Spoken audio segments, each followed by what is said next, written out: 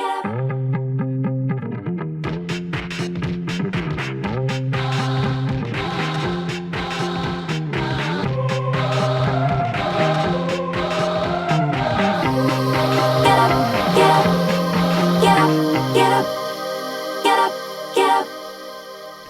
am Suzanne LaGrande, and this is Disobedient Femmes. Today my guest is Professor Pamela Newkirk, award-winning journalist, professor at NYU, and author of the recently published book, Diversity, Inc., The Failed Promise of a Billion-Dollar Business. Welcome. Thank you. To begin, I'm wondering if you could explain how the call for greater diversity and inclusion became a billion-dollar business.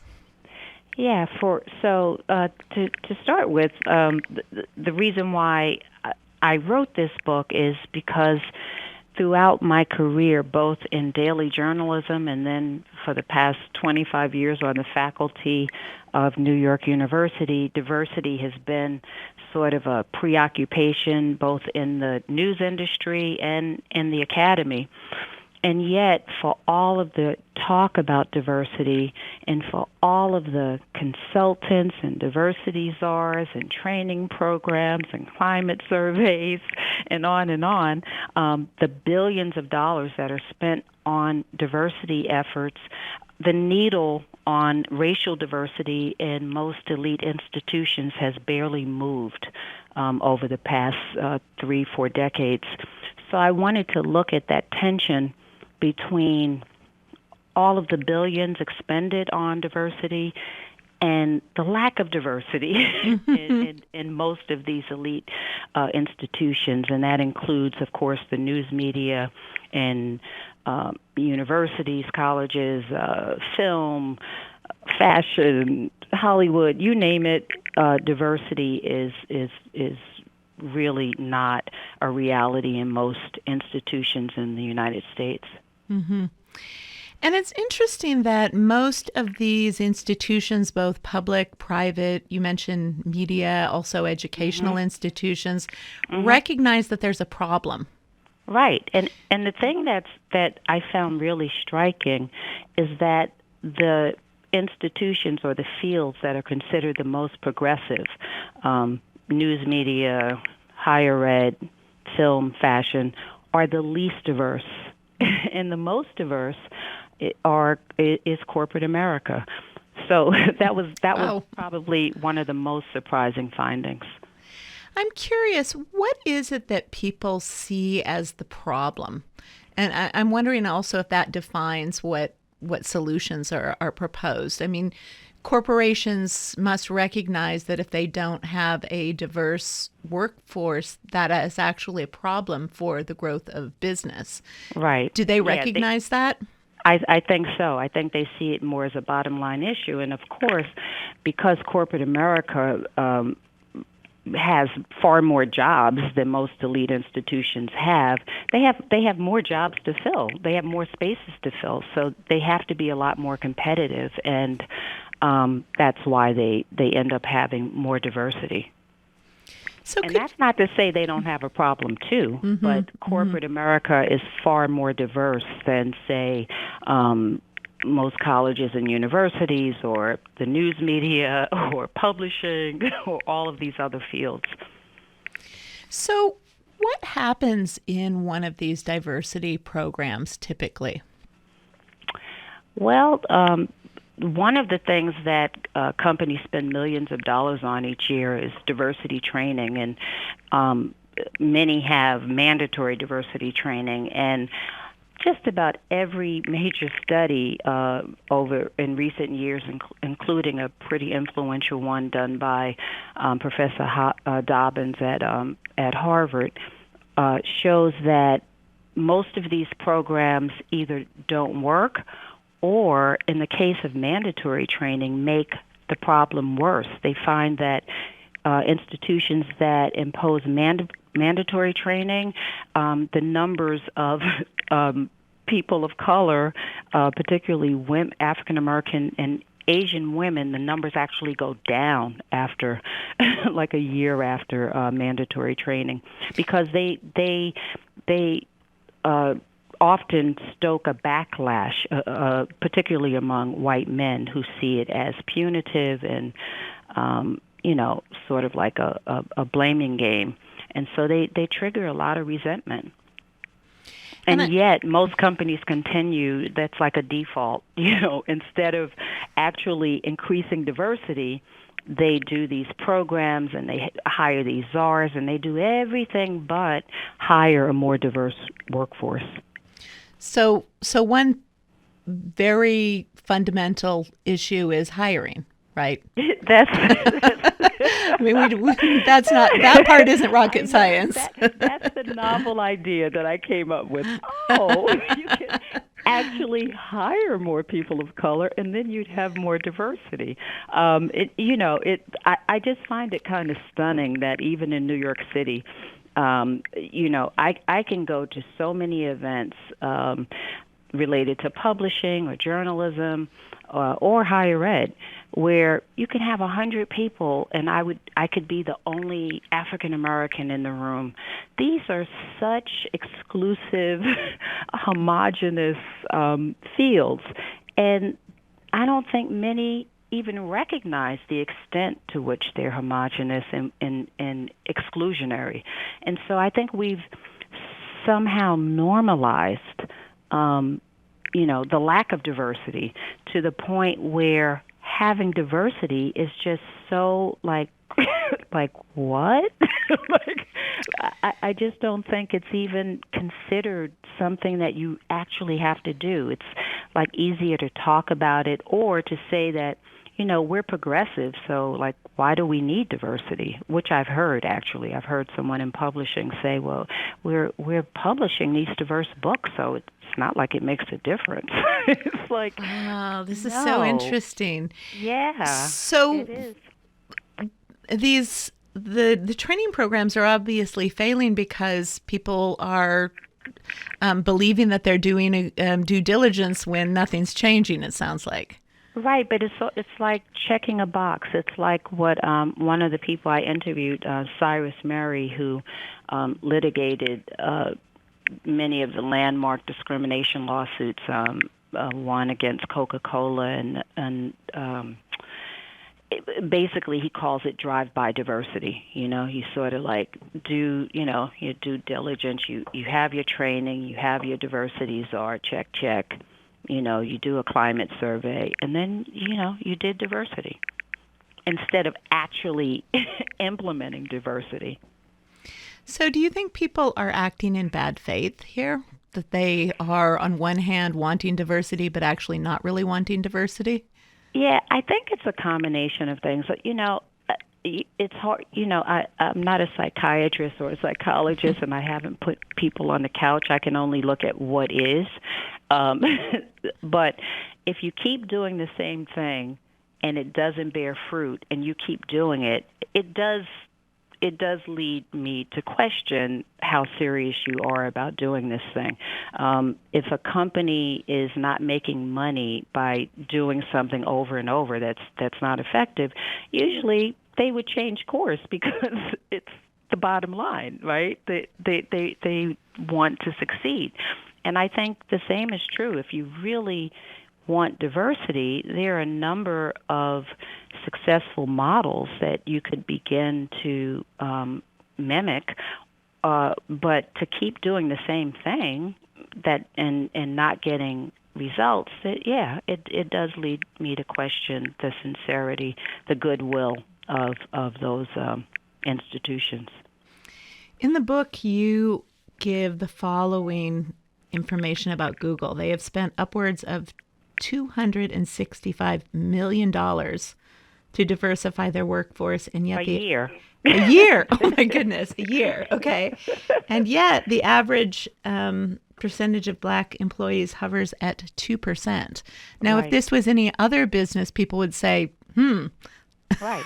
this is not working. Exactly. Yeah. I just don't think there's a real incentive for many of these institutions to actually implement diversity because it would not be rocket science. I also provide numbers showing how many people of color are graduating with degrees in computer science and engineering, it's no longer. I mean, for many decades, the problem was the pipeline.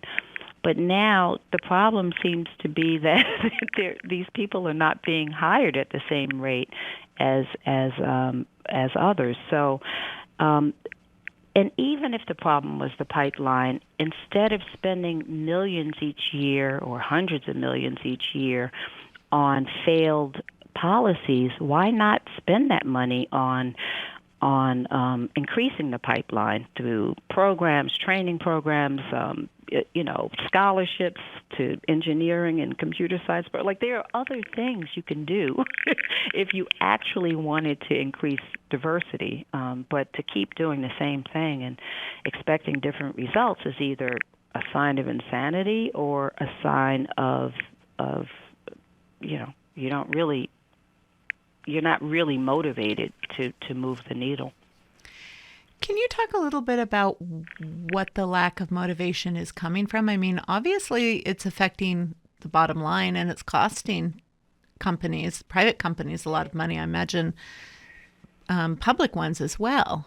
Well, I don't know if it's affecting the bottom line to the extent. There had been studies. I think for like about 10 years, it was kind of trendy to try to convince companies that diversity was good for the bottom line. And then other studies showed that it really doesn't change the bottom line. So that's sort of at a stalemate, whether or not it does or doesn't.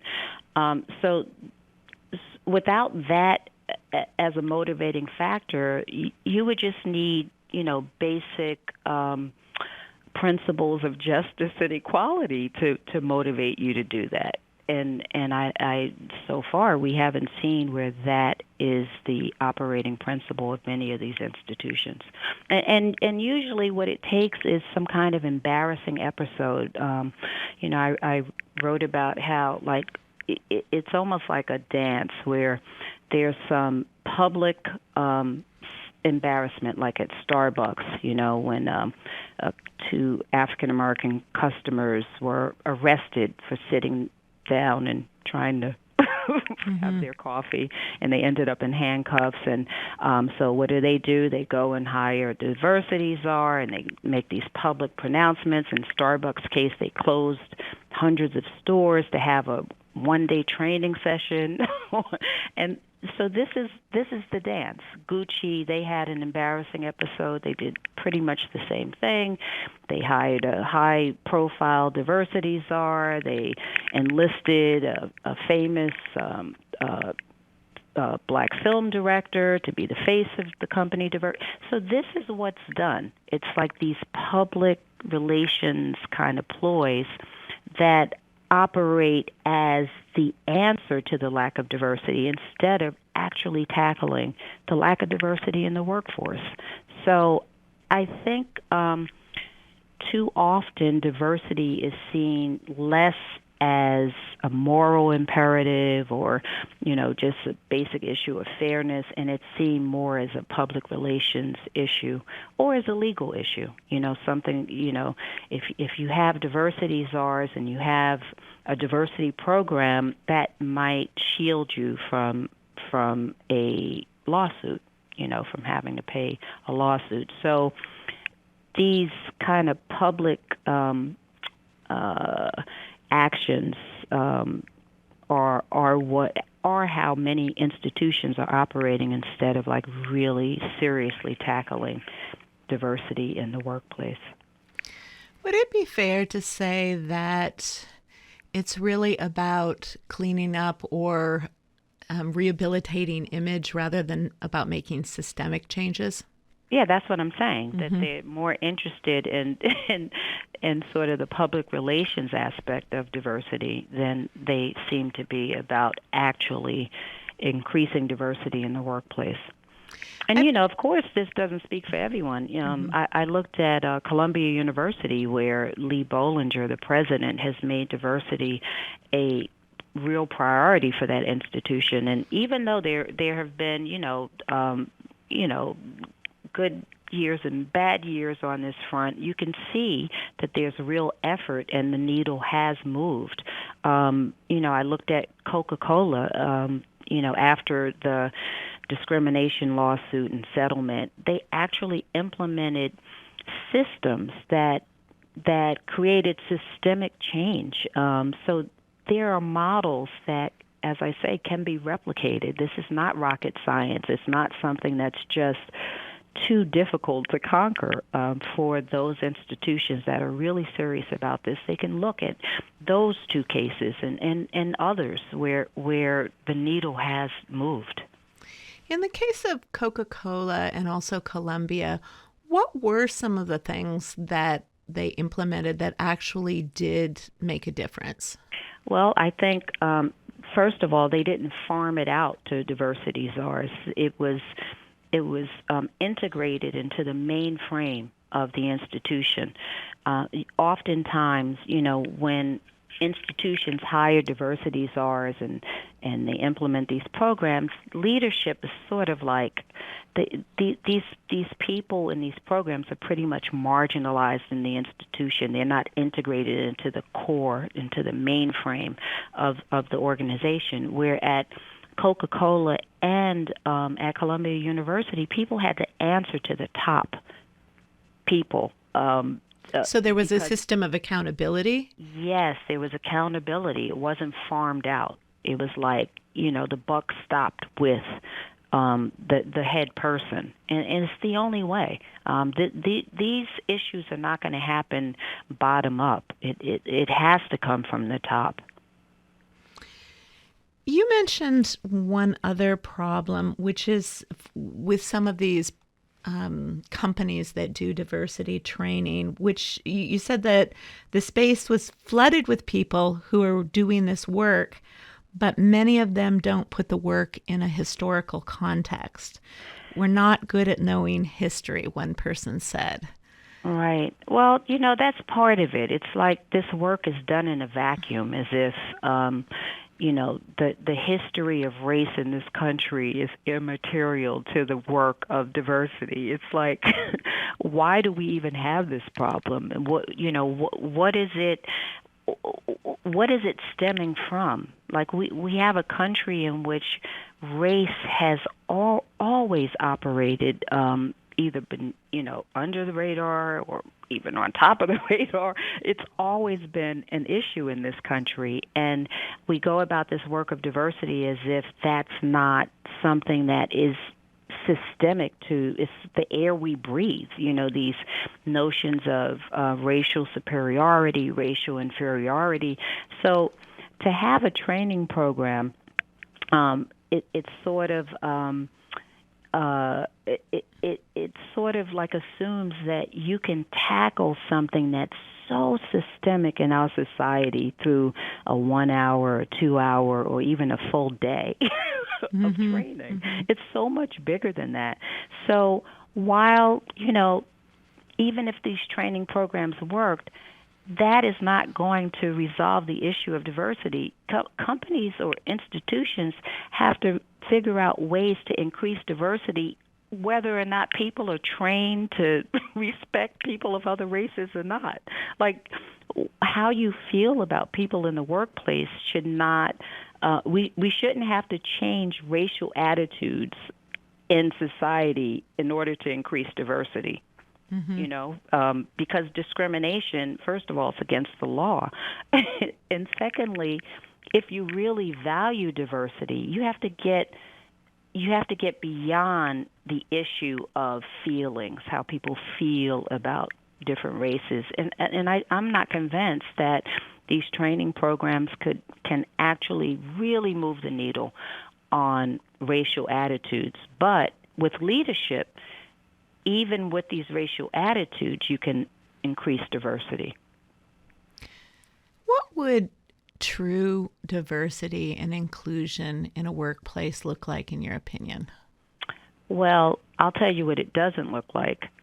So in a country that where people of color are close to 40% of the population, you have fields like higher ed, where African Americans are 4% of university and college professors, and Latinos are 3%, and that they're so disproportionately underrepresented. So we're talking about just acute underrepresentation. So while you may not get at proportional representation across the board in every field, certainly when you have that kind of acute underrepresentation, you have something is wrong, especially when you can show that you have a pipeline, you have a pool of people who are qualified for these jobs who are not getting them. So, most of the problems exist in the most elite fields because they're the ones that are most likely to function with systems of nepotism, smaller spheres of friendships, and so it's like this little world from which they're selecting, and so it's a self perpetuating kind of self-replicating kind of operation. In corporate America, many have anti-nepotism rules. They have all kind of systems that prevent that kind of self-replication. And when we're looking at these fields like fashion, why should fashion be so disproportionately white in a country where people of color are 40% of the population, and I think they hold like 11% of like board seats in the fashion industry. So whether we're talking about creative fields, scientific fields, no matter which way you slice it, people of color are just like not part of the equation. Hollywood, So we're not only talking about fields in which require high levels of education. A lot of times we're talking about creative fields where people of color are still disproportionately underrepresented. So to your question, what does a diverse room or field look like?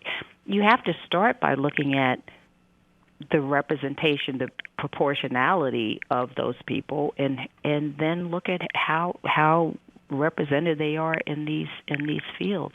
And so when we're looking at so many fields, whether it's academia or publishing, or you're looking across the board at fields where people of color are just so radically underrepresented. We're not even close to our representation in the population. You mentioned this, but I just want to highlight this, that we have plenty of people who are qualified, but they're not making it through the hiring process. Right. And part of this, it seems from what you've been saying, is that institutions tend to hire people that they already know, which means that they're hiring within their social circle and also their cultural values, right? So that's part of the problem terms of... That's part of it. And then you add on to that just impressions that many whites have of African Americans and Latinos that's baked into the psyche of this country based on centuries of demeaning depictions of people of color, both in history books and science, all the race science that up until the 1950s really was still pretty prevalent in major colleges and universities like Harvard and Princeton and Yale. So this is like something that these ideas of who and what people are based on race are so deeply embedded in our national, just the way we function, that until we begin to address that, and when I say we, since institutions, the higher ed, it's responsible for so many of these ideas that still permeate, our society. I think that's where some of the leadership has to begin to kind of dismantle this ideology that has really gone unchallenged in a meaningful way. You said towards the end of your book, and I think this speaks to the point that you're talking about now. You said racial diversity will only be achieved once white America is weaned off a prevailing narrative of racial preeminence, a belief system as intoxicating and addictive and ultimately destructive as any opiate. So it seems that this idea about white racial superiority is part Hmm. of what really needs to be dismantled. I think so. And I also think, like, why wouldn't that be a belief system based on everything we've seen in this country? And as I said, these ideas did not percolate from the bottom up. They came from the top. They came from leading academics. It's enshrined in in the academy. And I don't think that uh, the leadership in most colleges and universities have seriously confronted the legacy of these pernicious um, beliefs that operated as fact and as science. I don't think that they've seriously confronted those ideas and begun to dismantle them. If anything, the silence has allowed that ideology to flourish. So it's both that ideology and also the cultural illiteracy that you also discuss about recognizing that there is a long-standing cultural context and a lot to really understand about how we ended up where we are today, right? Right. I mean, one of the privileges of being white in America is not having to seriously consider the legacy of slavery, the legacy of Jim Crow laws, and all of these um, horrific systemic issues that people of color are still living with. And most white people don't have to consider those things. In fact, until 2, 3 years ago, until Trump's election, many were insisting that we lived in a post-race society. At least now, most people are Right. not saying that anymore. I mean, we weren't post-race after Obama's election, and we're not post-race now. We've never truly overcome many of the systemic barriers to racial equality. So. If there's one thing that has come from the last few years is getting over that notion of being post-race, because I think that kind of blindness stands in the way of us actually confronting the problems in front of us. So we need to start by actually seeing what the problem is rather than denying it. Yeah, there's a lot of denial. Yeah. There's so much denial, and when people hear, one way to clear a room is to say either diversity or or to start talking about like our racial issues. I mean, there's just not much of an appetite for really tackling these issues. And I think a lot of people think, oh, we've talked about that so long that we're over that.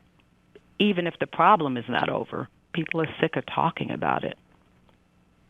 Having done all of this research about diversity programs and how they generally don't work, what would you say do you have any takeaways as to, and we've talked about some of these things, but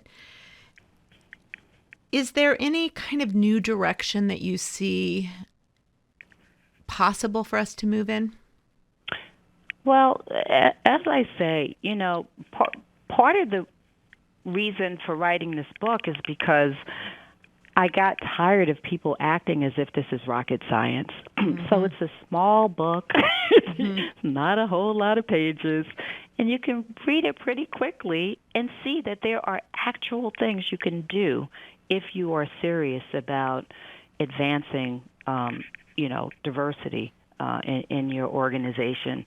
So yeah, all of the hand wringing and the the sighing and the it's unnecessary. I mean, we can actually move the needle on this. And so for those who are serious about it, there's much to be done.